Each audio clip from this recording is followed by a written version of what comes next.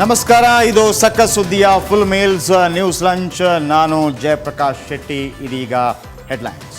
ಕನ್ನಡ ನಾಡಿ 6 ಕೋಟಿ ಜನರ ಮುಂದೆ ಅಪರಾಧಿ ಸ್ಥಾನ ನಿಲ್ಲಿಸುವಂತ ಪ್ರಯತ್ನ ಮಾಡಿದಂತ ನಿಮ್ಮ ನಡವಳಿಕೆಗೆ ಧಿಕ್ಕಾರ ಅಂತ ಹೇಳಬೇಕಾಗಿತ್ತಲ್ಲ ಅದ್ವಾನಿ ಅವರೇ. ಅದ್ವಾನಿ ಅವರು ನಮ್ಮೆರಡು ಕಣ್ಣಿದ್ದಂತೆ. ರಾಮಕೃಷ್ಣ ಅದ್ವಾನಿ, ಅಟಲ್ ಬಿಹಾರಿ ವಾಜಪೇಯಿ. ಬಾಯ್ ತಪ್ಪಿ ಬಂತಂತೆ ಎಡವಟ್ ಮಾತು. ಅಡ್ವಾಣಿಗೆ ಬೇಕೆಂತಲೇ ಧಿಕ್ಕಾರ ಕೂಗಲಿಲ್ಲ. ಟೀಕೆಗಳ ಸುರಿಮಳೆ ಬಂದ ಮೇಲೆ ಕ್ಷಮೆ ಯಾಚಿಸಿದ ಯಡಿಯೂರಪ್ಪ. ಮತದಾರರನ್ನ ಸೆಳೆಯೋಕೆ ಹೈಟೆಕ್ ಪ್ಲಾನ್. ಮೋದಿಯಿಂದ ಡಿಜಿಟಲ್ ಕ್ಯಾಂಪೇನ್. ಗುಜರಾತ್ನ ಹಲವೆಡೆ ಏಕಕಾಲದಲ್ಲಿ 3D ಭಾಷಣ.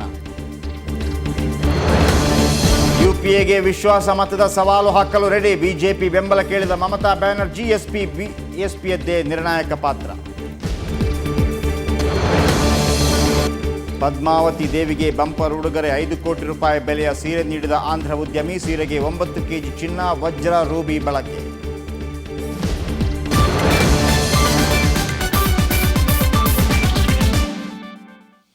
ಅಹಮದಾಬಾದ್ ಟೆಸ್ಟ್ನಲ್ಲಿ ಭಾರತ 9 ವಿಕೆಟ್ಗಳ ಭರ್ಜರಿ ಜಯ ಸಾಧಿಸಿದೆ. ಇಂಗ್ಲೆಂಡ್ ನೀಡಿದ್ದ 77 ರನ್ಗಳ ಗುರಿಯನ್ನು ಕೇವಲ 17.3 ಓವರ್ಗಳಲ್ಲಿ ಚೇಸ್ ಮಾಡಿದ ಟೀಮ್ ಇಂಡಿಯಾ 4 ಪಂದ್ಯಗಳ ಸರಣಿಯಲ್ಲಿ 1-0 ಮುನ್ನಡೆ ಸಂಪಾದಿಸಿತು.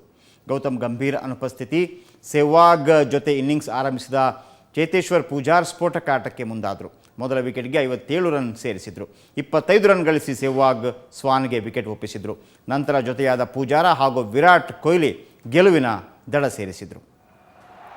ಮನಮೋಹಕ ಆಟವಾಡಿದ ಪೂಜಾರ 41 ರನ್ ಗಳಿಸಿ ಅಜೇಯರಾಗಿ ಉಳಿದರು. ಇದಕ್ಕೂ ಮುನ್ನ 4ನೇ ದಿನದ ಅಂತ್ಯಕ್ಕೆ 340 ರನ್ಗೆ 5 ವಿಕೆಟ್ ಕಳೆದುಕೊಂಡಿದ್ದ ಇಂಗ್ಲೆಂಡ್ ಇಂದು 406 ರನ್ಗೆ ಆಲ್ಔಟ್ ಆಯಿತು. ದ್ವಿತೀಯ ಇನ್ನಿಂಗ್ಸ್ನಲ್ಲಿ 76 ರನ್ಗಳ ಮುನ್ನಡೆ ಪಡೆದುಕೊಳ್ತು. ಇಂಗ್ಲೆಂಡ್ ಪರ ನಾಯಕ ಆಲ್ಸ್ಟೈರ್ ಕುಕ್ 176 ರನ್ ಗಳಿಸಿದರೆ ಮ್ಯಾಟ್ ಪ್ರಿಯರ್ 91 ರನ್ ಗಳಿಸಿದರು. ಭಾರತ ಪರ ಪ್ರಗ್ಯಾನ್ ಓಝಾ 4 ಹಾಗೂ ಉಮೇಶ್ ಯಾದವ್ 3 ವಿಕೆಟ್ ಕಬಳಿಸಿ ಮಿಂಚಿದರು. ಓಝಾ ಪಂದ್ಯದಲ್ಲಿ ಒಟ್ಟು 9 ವಿಕೆಟ್ ಕಿತ್ತ ಸಾಧನೆ ಮಾಡಿದರು.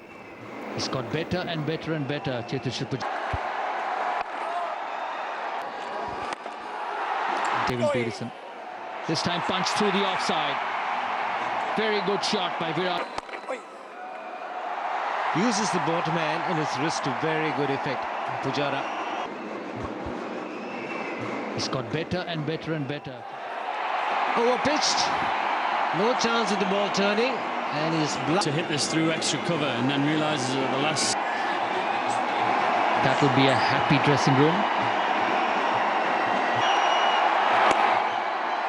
There it is, the winning runs. India win the first test match and win it convincingly. And what a shot, made it look so. And it's a happy dressing room. They've played well in this series. They've fought hard. They've been through difficult periods. Terrific knocks from Alistair Cook, which held the innings together of this test match.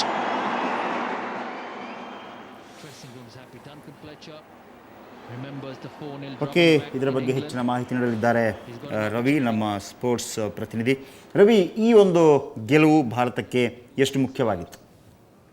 Jayaprakash, ಯಾಕಂದ್ರೆ ನಾವು ಮುಖ್ಯವಾಗಿ ಗಮನಿಸಬೇಕಾದ್ರೆ ಭಾರತದವರು follow on ಏನ್ ಕೊಟ್ಟಿದ್ರು, ಅವರು innings ಗೆಲುವು ಮಾಡಬೇಕಾಗಿತ್ತು. But yellow England ಏನ್ ಹೇಳ್ತಾರೆ, ತುಂಬಾ ಒಂದು ಅದ್ಭುತವಾದ ಸೆಕೆಂಡ್ ಇನ್ನಿಂಗ್ಸ್ ಅಲ್ಲಿ ಒಂದು ಒಳ್ಳೆ ಆಟ ಆಡಿದ್ರು ಅಂತ ಹೇಳ್ಬೋದು. ಆ ಒಂದು ಕಾರಣವಾಗಿ ಭಾರತದವ್ರಿಗೆ ಏನು ಒಂದು 77 ರನ್ ಮತ್ತೆ ಬ್ಯಾಟಿಂಗ್ ಹೊಡಿಬೇಕಾಯ್ತು. ಬಟ್ ಪಾಸಿಟಿವ್ ಆಗಿ ನೋಡೋದಾದ್ರೆ ನಾವು ಕ್ರಿಕೆಟ್ ಒಂದು ಪ್ರೈಡ್ಗಾಗಿ ಆಡಿದ ಆಟ ಅಂತ ನೋಡೋದಾದ್ರೆ ಭಾರತದವ್ರು ತುಂಬಾ ಚೆನ್ನಾಗಿ ಬಾಲ್ ಮಾಡೋದು. ಯಾಕಂದ್ರೆ ನಾವು ಮೇನ್ ಬಾಲರ್ ಅಂತ ಏನ್ ಹೇಳ್ತಾ ಇದೀವಿ, ಜಹೀರ್ ಖಾನ್ ಮತ್ತೆ ಅಶ್ವಿನ್ ಬಗ್ಗೆ ನಾವು ತುಂಬಾ ಕಾನ್ಸಂಟ್ರೇಟ್ ಮಾಡ್ತಾ ಇದ್ವಿ.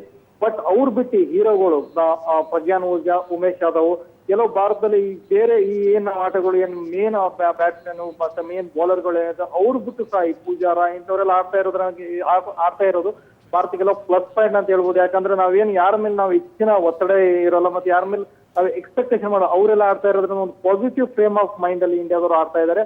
ಮತ್ತೆ ಹಾಗೆ ಇಂಗ್ಲೆಂಡ್ ಅವ್ರು ನೋಡಿದ್ರೆ ಅವರು ಏನ್ ನಾವು ಎಕ್ಸ್ಪೆಕ್ಟ್ ಮಾಡಕ್ಕಾಗಿರಲ್ಲ. ಕುಕ್ ಮತ್ತೆ ಮ್ಯಾಟ್ ಪ್ರೇಯರ್ ಅಂತ ಪ್ಲೇಯರ್ ಬಂದ್ಬಿಟ್ಟು 6ನೇ ವಿಕೆಟ್ ಅಲ್ಲಿ ಕುಕ್ ಓಪನರ್ ಬಂದು 6ನೇ ವಿಕೆಟ್ಗೆ 150 ರನ್ ಪಾರ್ಟ್ನರ್ಶಿಪ್ ಮಾಡ್ತಾರಂತ. ಟೋಟಲ್ ಅವರಲ್ಲೂ ಸ್ವಲ್ಪ ಪಾಸಿಟಿವ್ನೆಸ್, ಬಟ್ ಅವರಲ್ಲಿ ಏನ್ ಸ್ಟಾರ್ ಪ್ಲೇಯರ್ಗಳು ಅಂತ ನಾವೇನ್ ಹೇಳ್ಕೊಂಡಿದ್ವಿ ಅವ್ರು ಆಡ್ತಾ ಇಲ್ಲ. ಅವೆಲ್ಲ ನೋಡ್ತಾ ಇದ್ರೆ ಎಲ್ಲೋ ಒಂಥರ ನಾವೇನ್ ಅನ್ಕೊಂಡಂಗೆ ಈ ಮ್ಯಾಚ್ ಆಗಿಲ್ಲ. ಬಟ್ ಓವರ್ ಆಲ್ ಆಗಿ ನೋಡ್ಬೇಕಾದ್ರೆ ಏನ್ ನಾವು ಸ್ಟಾರ್ಗಳು ಅಂತಿರಲ್ಲ, ಯಾರು ನಾವು ಇವರಿಂದ ಇದು ಸಾಧ್ಯ ಇಲ್ಲ, ಇವ್ರಿಂದ ಬಗ್ಗೆ ಎಕ್ಸ್ಪೆಕ್ಟೇಷನ್ ಅವ್ರು ಚೆನ್ನಾಗಿ ಆಡ್ತಾ ಇದಾರೆ.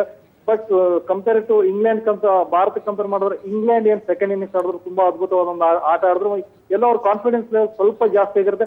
ಬಟ್ ಇಂಡಿಯಾದವ್ರು ಏನ್ 9 ವಿಕೆಟ್ಗಳ ಏನ್ ಜಯ ಏನ್ ಸಾಧಿಸಿದ್ರು, ಮತ್ತೆ ಪೂಜಾರ ಏನ್ ಪಾಸಿಟಿವ್ ಫ್ರೇಮ್ ಅಲ್ಲಿ ಆಡ್ತಾ ಇದಾರೆ, ಇದೆಲ್ಲ ಓವರ್ ಆಲ್ ನೋಡಿದ್ರೆ ಇಂಡಿಯಾದವರು ಅವ್ರಿಗಿಂತ ತುಂಬಾ ಸ್ಟ್ರಾಂಗ್ ಅಲ್ಲಿ ಇದಾರೆ. ಮತ್ತೆ ನೆಕ್ಸ್ಟ್ ಮ್ಯಾಚ್ ಇನ್ನೂ ಒಂದು ತುಂಬಾ ಸ್ಟ್ರಾಂಗ್ ಒಂದು ಗೆಲುವಿನ ಒಂದು ಆಸೆ ಹೊತ್ಕೊಂಡು ಬರ್ತಾರೆ ಅಂತ ಹೇಳ್ಬೋದು ಜಯಪ್ರಕಾಶ್. ಓಕೆ ರವಿ, ತಮ್ಮೆಲ್ಲ ಮಾಹಿತಿಗಾಗಿ ಧನ್ಯವಾದ. Overpitched, no chance of the ball turning, and he's To hit this through extra cover and then realise. ಮೊನ್ನೆ ದಾವಣಗೆರೆಯಲ್ಲಿ ಯಡಿಯೂರಪ್ಪ ಬಹಿರಂಗ ಸಮಾರಂಭದಲ್ಲಿ ಅಡ್ವಾಣಿಗೆ ಧಿಕ್ಕಾರ ಕೂಗಿದ್ರು. ಯಡಿಯೂರಪ್ಪ ಹೇಳಿಕೆಗೆ ಬಿಜೆಪಿ ನಾಯಕರು ಸಿಡಿಮಿಡಿಕೊಂಡಿದ್ದಾರೆ. ಟೀಕೆಗಳ ಸುರಿಮಳೆ ಬರುತ್ತಿದ್ದಂತೆ ಯಡಿಯೂರಪ್ಪ ನಾನು ಬೇಕಂತಲೇ ಹಾಗನ್ನಲಿಲ್ಲ, ಬಾಯಿ ತಪ್ಪಿ ಧಿಕ್ಕಾರ ಅಂತ ಹೇಳಿದೆ ಅಂದಿದ್ದಾರೆ. ಅಷ್ಟೇ ಅಲ್ಲ, ಅನಂತಕುಮಾರ್ ಅನ್ನೋ ಬದಲಿಗೆ ಅಡ್ವಾಣಿಗೆ ಧಿಕ್ಕಾರ ಅಂದಿದ್ದೇನೆ ಅಷ್ಟೇ, ನಾನು ಅಡ್ವಾಣಿ ಹಾಗೂ ರಾಜ್ಯದ ಜನರ ಕ್ಷಮೆ ಯಾಚಿಸುತ್ತೇನೆ ಎಂದಿದ್ದಾರೆ. ಹಾಗಾದರೆ ಯಡಿಯೂರಪ್ಪ ಅಡ್ವಾಣಿಗೆ ಅಂದಿದ್ದೇನೆ, ಈಗ ಏನಂತ ಕ್ಷಮೆ ಯಾಚಿಸಿದ್ದಾರೆ ನೋಡೋಣ. ಹಗುರವಾಗಿ ಮಾತನಾಡಿ ಕನ್ನಡ ನಾಡಿನ 6 ಕೋಟಿ ಜನರ ಮುಂದೆ ಅಪರಾಧಿ ಸ್ಥಾನದಲ್ಲಿ ನಿಲ್ಲಿಸುವಂತ ಪ್ರಯತ್ನ ಮಾಡಿದಂತ ನಿಮ್ಮ ನಡವಳಿಕೆಗೆ ಧಿಕ್ಕಾರ ಅಂತ ಹೇಳಬೇಕಾಗುತ್ತೆ ಲಾಲ್ ಅದ್ವಾನಿ ಅವರೇ. ನನ್ನ ಬಗ್ಗೆ ಹಗುರವಾಗಿ ಮಾತನಾಡಿ ನಾನು ಇಷ್ಟ ಹೇಳಕ್ಕೆ ಇಚ್ಛೆ ಪಡುವಂತದ್ದು, ಲಾಲ್ ಕೃಷ್ಣ ಅದ್ವಾನಿ ಅವರು ನಮ್ಮೆಲ್ಲರೂ ಕಣ್ಣಿದ್ದಂತೆ. ಲಾಲ್ ಕೃಷ್ಣ ಅದ್ವಾನಿ, ಅಟಲ್ ಬಿಹಾರಿ ವಾಜಪೇಯಿ, ಅದೇ ಗೌರವವನ್ನು ನಾವು ಇಟ್ಕೊಂಡಿದ್ದು. ನಮ್ಮ ಅನಂತಕುಮಾರ್ ಅವರು ಯಾಕೋ ಏನೋ ಅವರು ನನ್ನ ಬಗ್ಗೆ ನಾನು ಹೋಗಿ 2-3 ಸಾರಿ ಭೇಟಿ ಮಾಡಿದ ಮೇಲೂ ಸಹ ಅವರ ಆಕ್ರೋಶ ಕಡಿಮೆ ಆಗಿಲ್ಲ, ಸಿಟ್ಟು ಕಡಿಮೆ ಆಗಿಲ್ಲ. ನಾನು ಮೊನ್ನೆ ದಿನ ಆದ್ವಾನಿಗಳಿಗೆ ಧಿಕ್ಕಾರ ಅಂತ ನ್ಯಾಮತಿಲ್ ಕೂಗಿದ್ರೆ ನಾನು ಅನಂತಕುಮಾರ್ ಧಿಕ್ಕಾರಕ್ಕೆ ಹೋಗಬೇಕು ಅಂತ ಬಾಯಿ ತಪ್ಪು ಹೇಳಿದ್ದೇನೆ. ಅದಕ್ಕೆ ನಾನು ರಾಜ್ಯದ ಜನರಿಗೆ ಕ್ಷಮೆ ಯಾಚಿಸ್ತೇನೆ. ಲಾಲ್ ಕೃಷ್ಣ ಅದ್ವಾನಿ ಬಹಳ ಎತ್ತರದ ಒಬ್ಬ ರಾಜಕಾರಣಿ, ನಮ್ಮೆಲ್ಲರನ್ನು ಬೆಳೆಸಿದಂತವರು. ಯಾವುದೋ ಕಾರಣಕ್ಕಾಗಿ ನನ್ನ ಬಗ್ಗೆ ಬೇಸರ ಇದ್ರೆ ಇವತ್ತೆಲ್ಲ ನಾಳೆ ಸತ್ಯಸಂಧಿ ಅವ್ರಿಗೆ ಅರ್ಥ ಆಗುತ್ತೆ ನಾನು ತಿಳ್ಕೊಂಡಿದ್ದೇನೆ. ಇನ್ನು ಮುಂದೆ ಲಾಲ್ ಕೃಷ್ಣ ಅದ್ವಾನಿ ಅವರಿಗೆ ಯಾವುದೇ ನೋವು ತರುವಂತ ಮಾತನ್ನು ಹೇಳಲ್ಲ. ಯಾಕಂದ್ರೆ ಅವರು ಲಾಲ್ ಕೃಷ್ಣ ಅದ್ವಾನಿ ಮತ್ತೆ ನಮ್ಮ ಅಟಲ್ ಬಿಹಾರಿ ವಾಜಪೇಯಿ ನಮ್ಮೆರಡು ಕಣ್ಣಿದ್ದಂತೆ. ಆ ಗೌರವ ನಾವು ಇಟ್ಕೊಂಡಿದ್ದೇವೆ.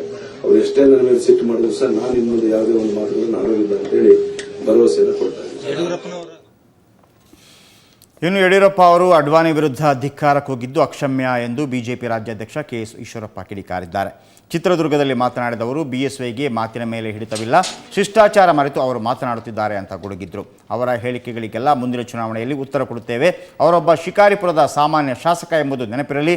ಅವರಿನ್ನೂ ತಾವು ಸಿಎಂ ಎಂಬ ಭ್ರಮೆಯಲ್ಲೇ ಇದ್ದರೆ ಅದು ಅವರ ತಪ್ಪು ಎಂದು ಈಶ್ವರಪ್ಪ ವ್ಯಂಗ್ಯವಾಡಿದ್ದಾರೆ. ಇದೇ ವೇಳೆ ಯಡಿಯೂರಪ್ಪ ಪಕ್ಷದಲ್ಲೇ ಇದ್ದರೆ ಅವರಿಗೆ ಒಳ್ಳೆಯದು ಅಂತಲೂ ಹೇಳಿದ್ದಾರೆ. ಅಬ್ಬರದ ಸುದ್ದಿಯಿಂದ ನಮ್ಮ ಸಂಘಟನೆ ಮೇಲೆ ಏನೇನೇನೋ ಅದ್ರ ಬಗ್ಗೆ ಪ್ರಭಾವ ಬೀರಲ್ಲ. 9ನೇ ತಾರೀಕು ಯಡಿಯೂರಪ್ಪನವರು ನಾನು ಬೇರೆ ಪಾರ್ಟಿ ಕಟ್ತೀನಿ ಅಂತ ಹೇಳ್ತಾ ಇದ್ದಾರೆ. ನಾವು ಅವ್ರು ಬಿಜೆಪಿಲಿ ಉಳ್ಕೊಳ್ಳಿ ಅಂತ ಹೇಳ್ತಿರೋದು ನಮ್ಮ ಅಸಹಾಯಕತೆ ಅಲ್ಲ. ನಮ್ಮ ನಾಯಕರಾಗಿದ್ದವರು ಅವ್ರು ಹೋಗಿ ಅವ್ರ ತೊಂದರೆ ಮುಂದೆ ಅನುಭವಿಸಬಾರ್ದು ಅನ್ನೋಂಥ ಉದ್ದೇಶ ಬಿಟ್ಟರೆ ನಮ್ದು ಇನ್ನೇನು ಉದ್ದೇಶ ಇಲ್ಲ. ಯಾವುದೇ ಕಾರಣಕ್ಕೂ ಯಾರೇ ಹೋದರೂ ಕೂಡ ಪಕ್ಷದ ಸಂಘಟನೆ ಮೇಲೂ ಪ್ರಭಾವ ಬೀರಲ್ಲ, ಚುನಾವಣೆ ಮೇಲೂ ಯಾವುದೇ ಪ್ರಭಾವ ಬೀರಲ್ಲ. ಅದು ಶಿವಮೊಗ್ಗ ನಗರದ ವಿಧಾನಸಭಾ ಕ್ಷೇತ್ರದ ಕಾರ್ಯಕ್ರಮ. ಯಡಿಯೂರಪ್ಪನವರು ಶಿಕಾರಿಪುರ ವಿಧಾನಸಭಾ ಸದಸ್ಯರು. ಇವತ್ತು ಇವರು ಮುಖ್ಯಮಂತ್ರಿಗಳಲ್ಲ. ಅವ್ರು ಅನ್ಕೊಂಡು ಮುಖ್ಯಮಂತ್ರಿಗಳು ಅಂತ ಅನ್ಕೊಂಡ್ಬಿಟ್ಟಿದ್ದಾರೆ ನನಗೆ ಗೊತ್ತಿಲ್ಲ. ಪ್ರೋಟೋಕಾಲ್ ಇದೆ. ಆ ಶಿಷ್ಟಾಚಾರವನ್ನು ಮೀರೋದಕ್ಕೆ ಎಷ್ಟೇ ದೊಡ್ಡವರಾದರೂ ಸಾಧ್ಯ ಇಲ್ಲ. ಪ್ರಶ್ನೆ ಶಿಷ್ಟಾಚಾರ. ಹಾಗಾಗಿ ಈ ಶಿಷ್ಟಾಚಾರದ ಬಗ್ಗೆನೂ ಕೂಡ ಅವ್ರಿಗೆ ಅರಿವಿಲ್ಲ ಅಂತಂದ್ರೆ ನಾನೇನು ಮಾಡೋಕ್ಕೂ ಆಗಲ್ಲ.